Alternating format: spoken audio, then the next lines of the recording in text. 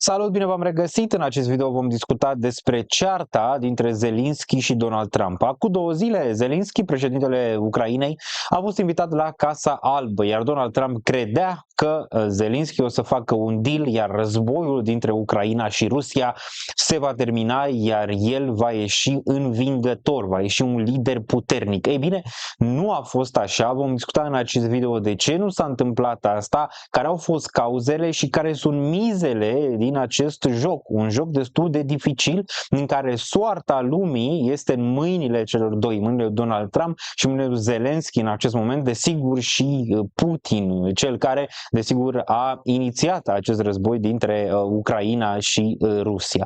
Spre finalul acestui video vom vorbi și despre piețele financiare, cu precădere Bitcoin, dacă am intrat în bear market sau nu, așa că dacă rămâneți până la final o să vedem și o analiză tehnică simplă care ne va spune cum stăm pe partea de Bitcoin, dacă este momentul poate să cumpărăm sau să vindem sau urmează un bear market sau nu.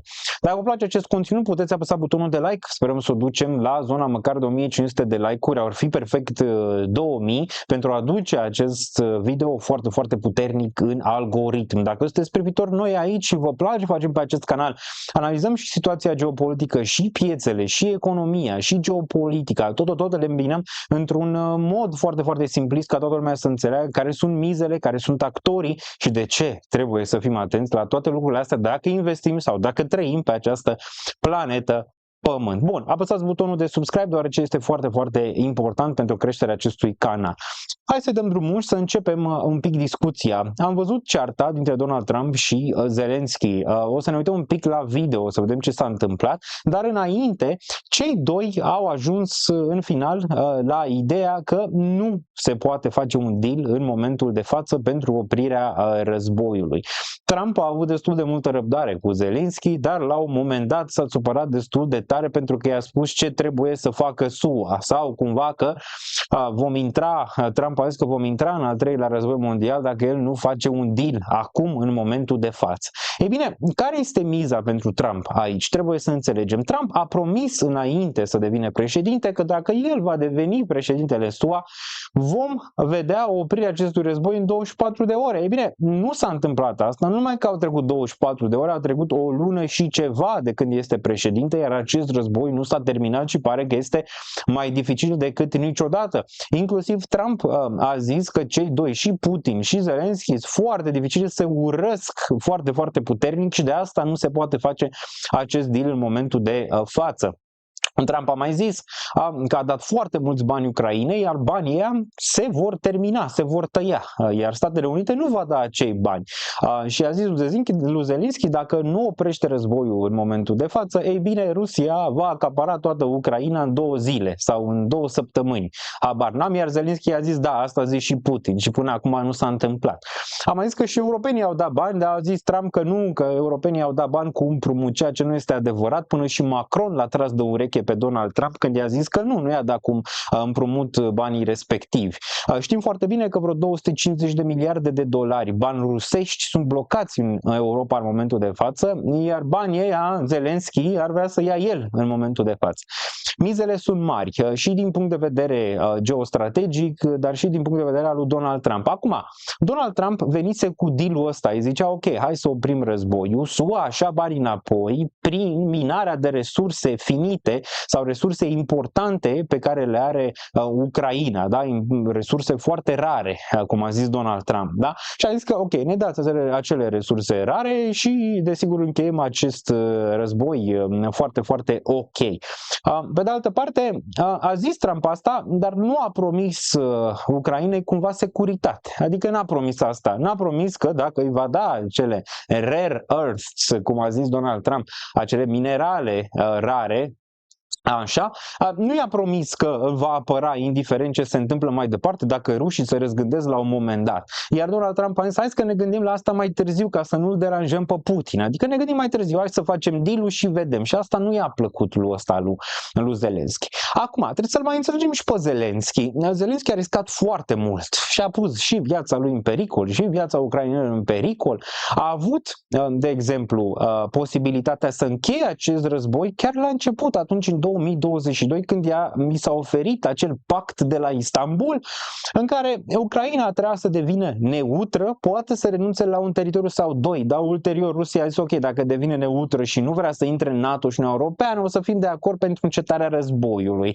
Ei bine, Zelensky atunci n-a fost de acord, nici liderii europeni n-au fost de acord, nici Biden, pe care Trump, desigur, s-a luat foarte puternic de el, că a dat toți banii ăia Ucrainei în trecut, da? Acum, Zelensky, neluând acest deal, Trump vrea să se întoarcă într-un fel la dealul respectiv, care era atunci în 2022. Zelensky, pe de altă parte, dacă n-a luat dealul ăla atunci, da, în momentul ăla, acum riscă să piardă și câteva teritorii, nu? Dacă cumva se va face o înțelegere. Deci pierzând mai mult ca prima dată, deci are și ca un fraier, nu? Din toate combinația asta. Nu numai asta, au murit zeci de mii de ucrainieni pe toată durata acestui război, adică foarte multe vieți s-au pierdut. Deci jocul este foarte, foarte greu și foarte, foarte mare în momentul de față. Zelensky, desigur, s-a luat puternic de Donald Trump și o să ne uităm imediat să vedem în câteva faze. Și Donald Trump s-a luat puternic de Zelensky. Era acolo și J.D. Vance, care de la J.D. Vance a plecat toată povestea, când i-a zis Zelensky, tu ai fost în Ucraina, ai văzut ce se întâmplă pe front, toate astea s-au luat acolo la ceartă. Și apoi Trump i-a zis că cum poți să-ți permiți asta, să vii aici să jignești președintele, i-a zis J.D. Vance lui Zelensky, cum poți tu să jignești aici?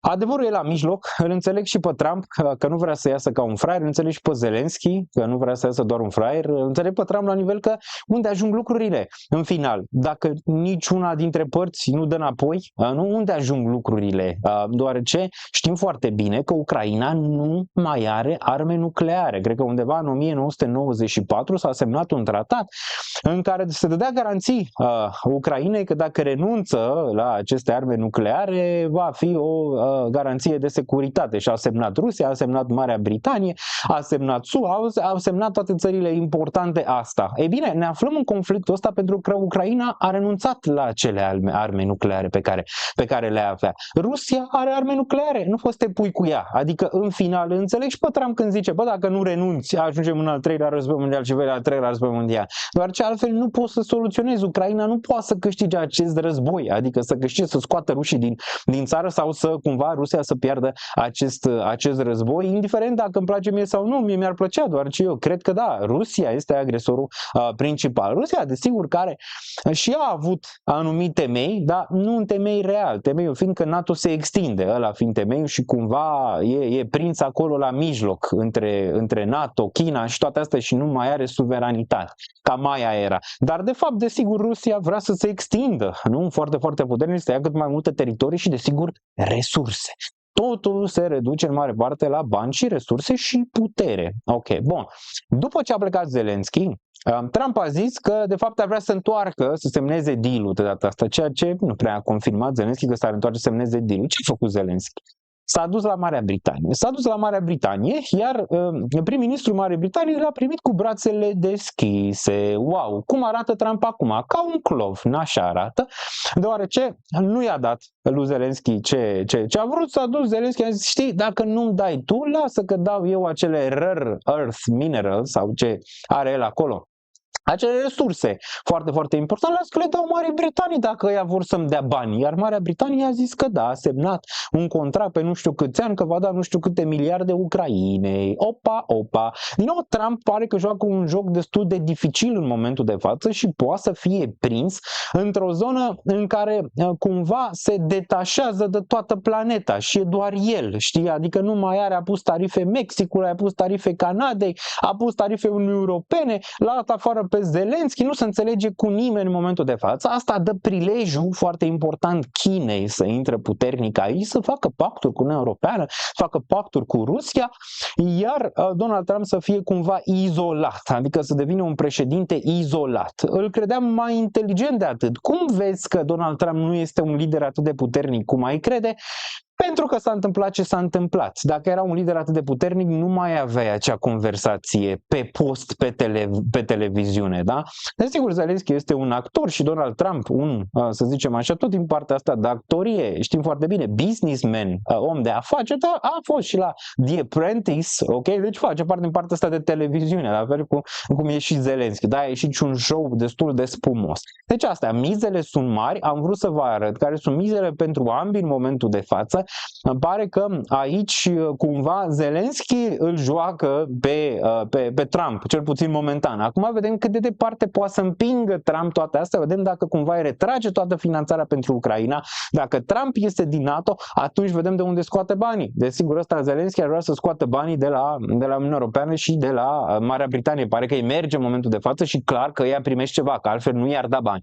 Deci ăsta este jocul. Acum Ucraina, printre cele mai corupte țări din Uniunea Europeană, din Europa, Uniunea Europeană, că nu e Uniunea Europeană, dacă era nasol, poate să intre la un moment dat, rămâne de văzut dacă cumva se va înțelege cu Rusia pentru tot jocul ăsta, e clar corupt. Acum a venit și Elon Musk cu acel departament de eficiență și a zis că hai să vedem noi unde sunt banii și ce s-au întâmplat cu miliardele date Ucrainei. Deci e destul de clar că jocul e destul de puternic. Acest joc care desigur afectează și piețele financiare, iar Donald Trump în loc să se concentreze pe ce se întâmplă pe economie, se concentrează aici. Inflația momentan nu este sub control, Jerome Powell momentan și dobânzile de referință nu sub control. Pare că a pierdut un pic jocul cu realitatea sau cu ce se întâmplă în partea asta de America. Dar rămâne de văzut, e doar o lună, se poate redresa Donald Trump și poate veni la chestii un pic mai clare, un pic mai relevante din perspectivă geostrategică și geopolitică.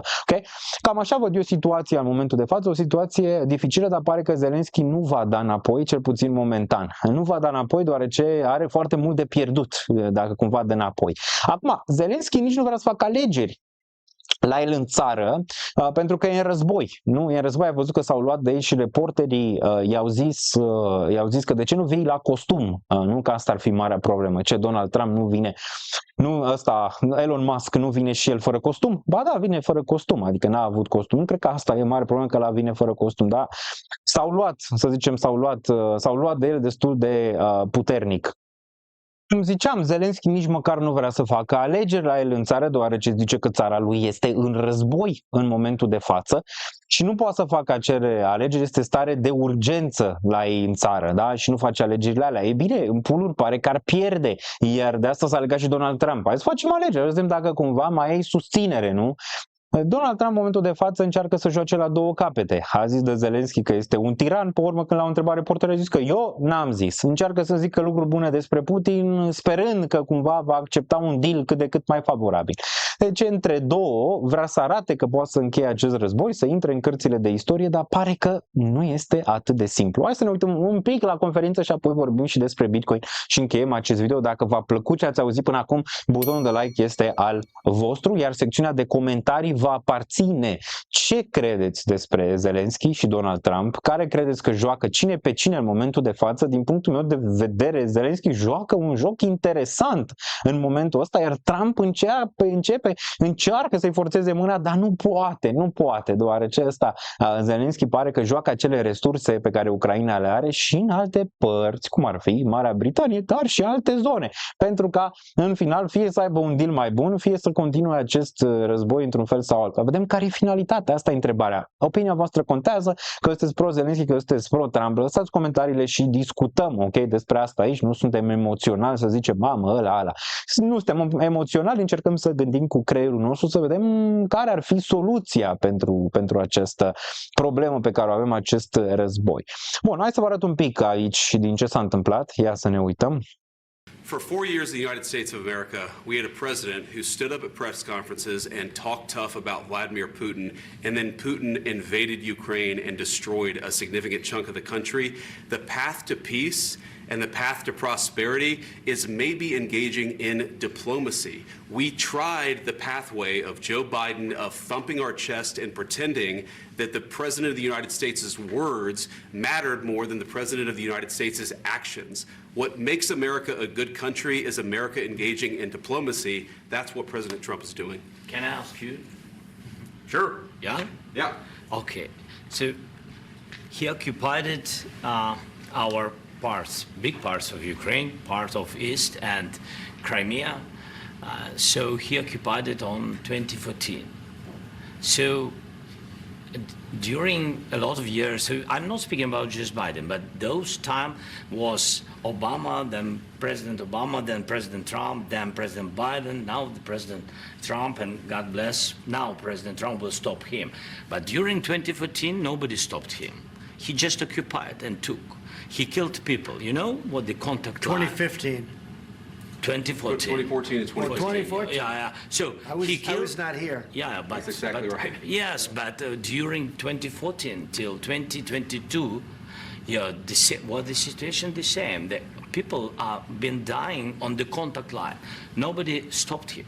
You know that we had conversations with him, a lot of conversation, my bilateral conversation, and we signed with him, me, like a new president. In 2019, I signed with him the deal. I signed with him, Macron and Merkel, we signed ceasefire. Ceasefire. All of them told me that he will never go. We signed with him with gas contract. Yes, but after that. Bun, după cum vedeți aici zice Zelensky că hai, vină în Ucraina, i-a zis lui J.D. Vance să vezi care este treaba, iar în legătură cu Putin a zis că este un criminal și că nu poți avea încredere în el pentru că au semnat un tratat că nu va intra în Ucraina, că nu se va întâmpla și a făcut-o. Și pot să înțeleg, adică Putin nu este cineva care are cuvânt, adică să zici, mamă, Putin are cuvânt, dacă semnează ceva face așa, înțeleg. Dar de aici a plecat problema, hai să vedem mai departe. He broke this ceasefire. He killed our people and he didn't exchange prisoners. We signed the exchange of prisoners, but he didn't do it. What kind of diplomacy, JD, you are speaking about? What do you mean? I'm talking about the kind of diplomacy that's going to end the destruction of your country. Yes, but if you Mr. President, with respect, I think it's disrespectful for you to come into the Oval Office and try to litigate this in front of the American media. Right now, you guys are going around and forcing conscripts to the front lines because you have manpower problems. You should be thanking the president for trying to bring an end to this conflict. Have you ever been to Ukraine that you say what problems we have? I have been to. Count one. I've actually watched and seen the stories, and I know what happens is you bring them on a propaganda tour, Mr. President. Do you disagree that you've had problems bringing people into your military? And do you think that it's respectful to come to the Oval Office of the United States of America and attack the administration that is trying to prevent the destruction of your country? A lot of questions. Let's start from the beginning. Sure. First of all. Bun, aici îl întreabă care diplomație, domnule J.D. Vance, deoarece Putin nu se ține de cuvânt, iar desigur l-a întrebat, cum am zis mai devreme, dacă a fost în Ucraina, știți? Și el a zis că am văzut povești, am văzut scrieri, am văzut, să zicem, poze din ce s-a întâmplat acolo și că cum îți permiți să vii și să vorbești de președintele SUA care încearcă să treacă acest conflict, să-l încheie, cum poți să vorbești în felul ăsta? Iar acum Zelensky continuă, cu ce vrei să încep? Hai să o luăm de la început. Hai să vedem mai departe. A lot of questions. Let's start from the beginning. Sure. First of all, during the war, everybody has problems. Even you, but you have nice ocean and don't feel now, but you will feel it in the future. God bless. You don't know that. God bless. God bless. You will not have war. Don't tell us what we're going to feel. We're trying to solve a problem. Don't tell us what we're going to feel. I'm not telling you. Because you're in no position to dictate that. That's exactly Remember what this. you're doing. You're in no position to dictate what we're going to feel. We're going to feel very good. You will feel influence. We're going to feel very good and very strong. You will feel influence. You're right now not in a very good position. You've allowed yourself to be in a very bad position, and he happens to be right about it. From the very beginning of the war. You're not in a good position. You don't have the cards right now. With us, you start having cards.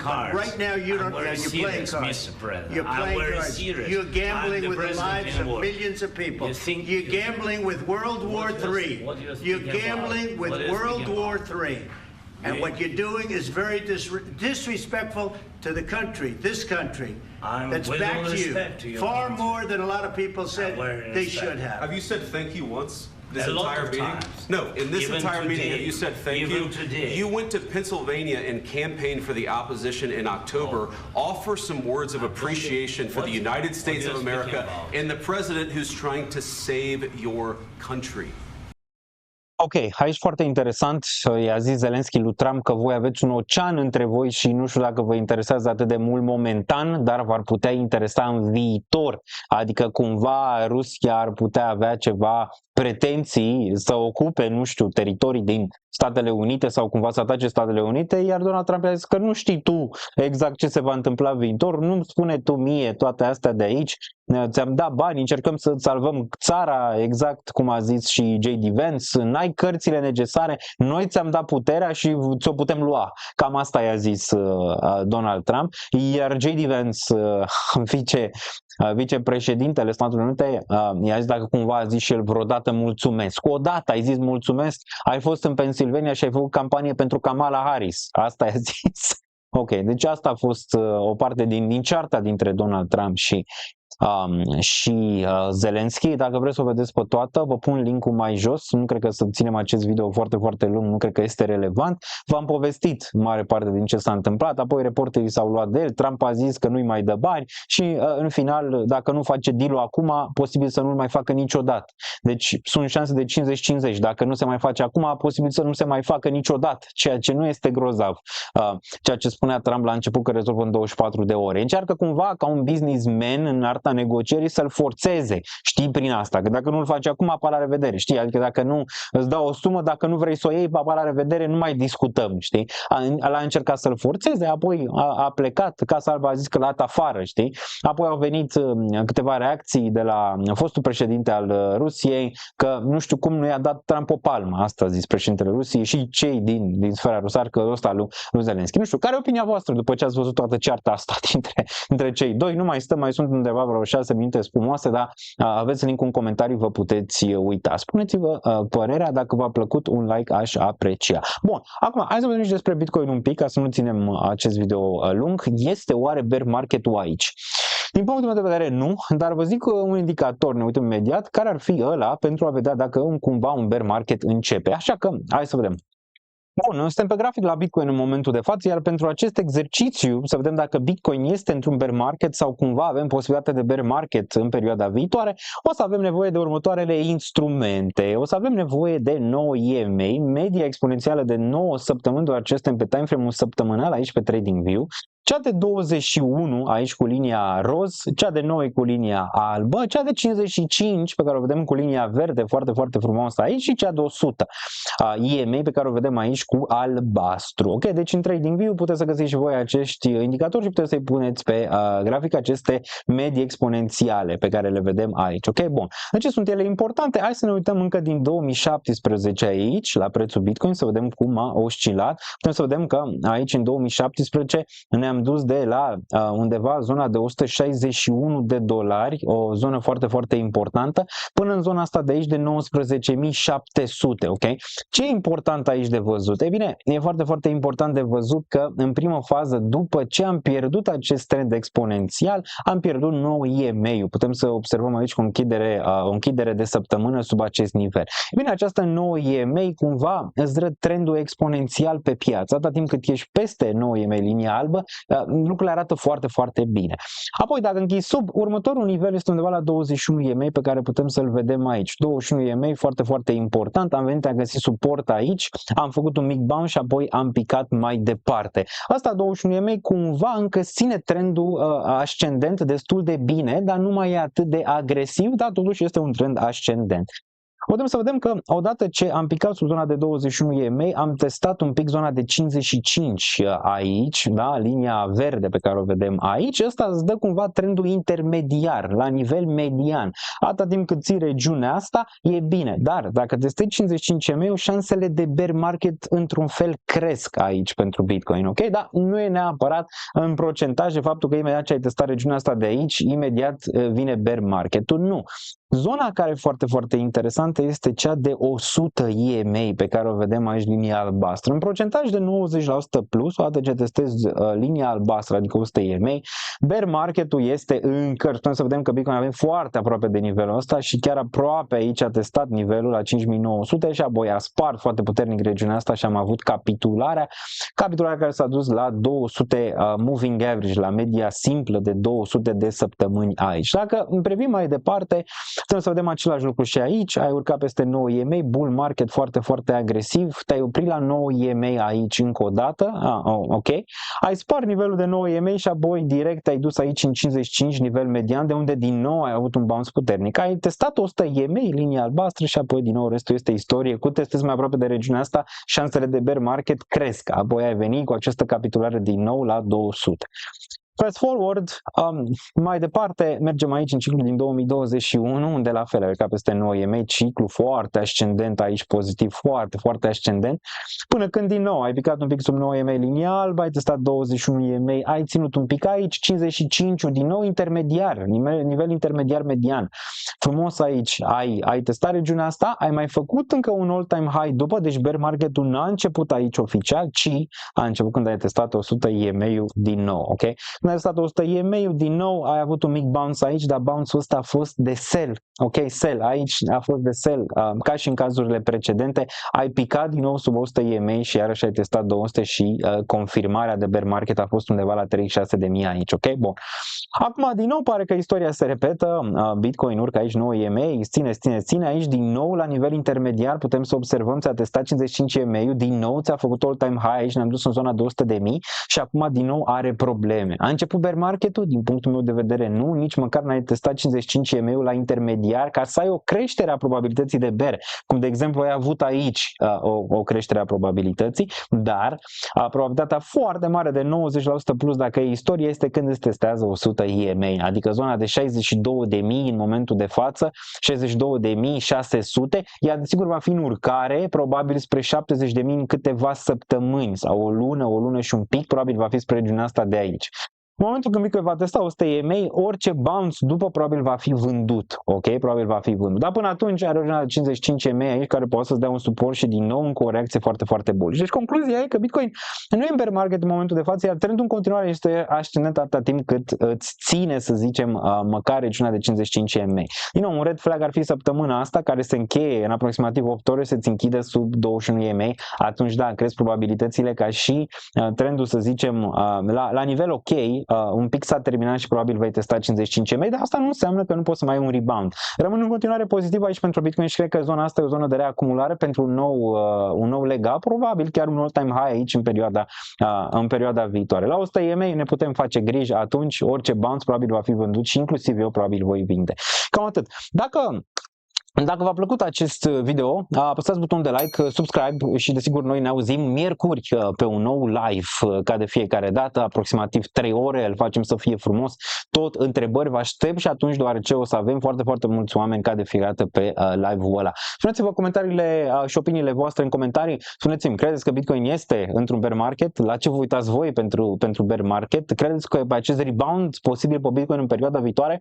Vom vedea și altcoin-urile care performează, altcoin-urile care am avut cumva un fil pe ele în momentul când Bitcoin a picat, ele n-au mai făcut un nou minim, ceea ce din nou arată destul de pozitiv din punctul meu de vedere, dar trebuie să urmărim și dominanța. Dacă cumva dominanța scade pe următorul leg up, pe următoarea urcare pe Bitcoin, atunci este destul de pozitiv. Market makerii nu mai au de ce să ducă aceste altcoin-uri în jos, poate nici măcar Bitcoin. De ce? Pentru că ai avut foarte multe lichidări și momentan nu mai există oameni de lichidat decât în sus. Ok? Bun. Numele meu Daniel Niță, ne auzim în următorul Stay Safe. Much love.